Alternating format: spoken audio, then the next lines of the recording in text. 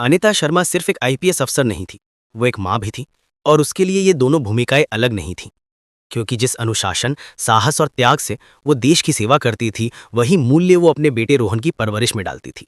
लेकिन जिंदगी ने उस पर रहम नहीं किया था, क्योंकि उसका पति, जो खुद भी पुलिस अधिकारी था, एक एनकाउंटर में तब मारा गया जब रोहन सिर्फ 3 साल का था और उसके पास बचा था सिर्फ एक छोटा किराए का घर, कर्ज का बोझ और ये अडिग संकल्प कि हालात चाहे जैसे हों, वो हार नहीं मानेगी। और इसी आग ने उसे आईपीएस की परीक्षा पास करवाई और वर्दी पहनने का गर्व दिया।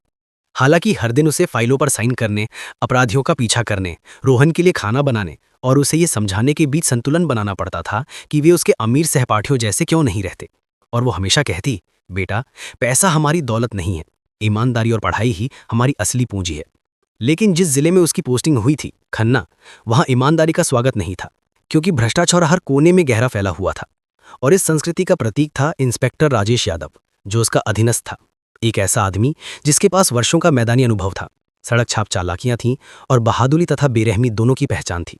और हालांकि एक समय उसे काबिल माना जाता था, धीरे धीरे उसने रिश्वत और सियासी एहसान के आराम को अपना लिया था, मानते हुए कि इस सिस्टम में जीना है तो समझौता ही रास्ता है। इसलिए जब अनीता आई और उसने पारदर्शिता, अनुशासन और गरीबों के प्रति सम्मान पर जोर देना शुरू किया, तो राजेश को अपमान महसूस हुआ। उसका अहंकार आहत हुआ कि उससे उम्र में छोटी और माँ जैसी औरत से आदेश ले। और इस तरह एक टकराव शुरू हुआ जो सिर्फ उनके आदर्शों का ही नहीं, बल्कि पूरे जिले की आत्मा का इम्तिहान लेने वाला था। शुरुआत में संघर्ष छिपा हुआ था। राजेश रिपोर्टों में देर करता, छापों के बारे में गुमराह करता और सिपाहियों के सामने खुलेआम उसके आदेशों पर सवाल उठाता। लेकिन अनीता हालांकि आहत होती, कभी अपना धैर्य नहीं खोती और उसे तीखी नजरों से याद दिलाती कि ये वर्दी किसी भी व्यक्तिगत अभिमान से बड़ी है। फिर भी जब उसने नदी के किनारे गांवों को तबाह कर रही अवैध बालू खनन की जांच का आदेश दिया, तो राजेश ने खुलकर विरोध किया, तर्क देते हुए कि यही खनिक आधे जिले को खिलाते हैं। और वो जानती थी कि असली वजह वे कमीशन थे जो उसे ठेकेदारों से मिलते थे। इसलिए वो डटी रही, खुद नदी में घुसकर हालात देखने लगी। मजदूर धीरे धीरे दुआएं देने लगे और राजेश झुंझलाहट और अनिच्छुक सम्मान के बीच देखता रहा। ये समझ नहीं पाता था कि एक औरत जिसके पास खोने के लिए इतना कुछ है, वे लड़ाइयां क्यों लड़ रही है जिन्हें सबने छोड़ दिया है। मामला तब बढ़ा जब अनीता ने एक तस्करी गिरोह का भंडाफोड़ किया और पाया कि गांव वालों की शिकायतें महीनों से राजेश ने दबाई हुई थीं। शायद इसलिए क्योंकि वो स्थानीय नेताओं की रक्षा कर रहा था। और थाने में गर्मा गर्म बहस में उसने चिल्लाकर कहा, इंस्पेक्टर यादव, तुम्हारा फर्ज कानून के प्रति है, जेब के प्रति नहीं। जिस पर उसने पलटकर कहा, मैडम, आप दफ्तर में बैठकर कानून पढ़ती हैं, जमीन पर जीने के लिए समझौता करना पड़ता है। और पूरा पुलिस बल ये टकराव देख रहा था, कुछ उसकी तथाकथित व्यावहारिकता के साथ, कुछ उसकी आग से प्रभावित। और रोहन पड़ोसियों से ये बातें सुनकर एक रात अपनी माँ से पूछ बैठा कि वो औरों की तरह गलत को अनदेखा क्यों नहीं कर देती।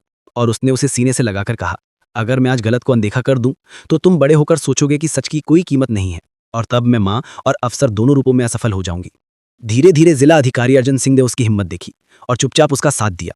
लेकिन नेता गिद्धों की तरह मंडराने लगे। ट्रांसफर की धमकी, चरित्र हनन के प्रयास हुए और राजेश अपने आकाओं की वफादारी और अपनी वरिष्ठ की निसंदेह बहादुरी के बीच फंस गया।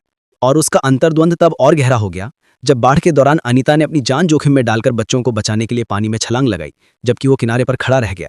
और उसे एहसास हुआ कि उसका अधिकार उसकी कुर्सी से नहीं, बल्कि उसके निडर दिल से आता है।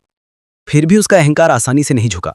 और जब अनीता ने एक बड़े बिल्डर के खिलाफ सबूत इकट्ठा किए जिसने गरीबों की जमीन हड़प ली थी, तो राजेश ने मामले को बिगाड़ने की कोशिश की, चेतावनी दी कि मौत को न्योता दी रही है। लेकिन वो आगे बढ़ी, गोदामों पर छापे मारे, दस्तावेज जब्त किए और मीडिया से बात की। और जल्द ही उसके काफिले पर रात को घात लगाकर हमला हुआ, गोलियां चली, गाड़ियां पलटी। और उस पल राजेश, हालांकि कटु था, अपनी वरिष्ठ और उसके ड्राइवर को मरते नहीं देख सकता था। इसलिए उसने भी बंदूक उठाई और उसके साथ मिलकर लड़ाई लड़ी, हमलावरों को पीछे ढकेला।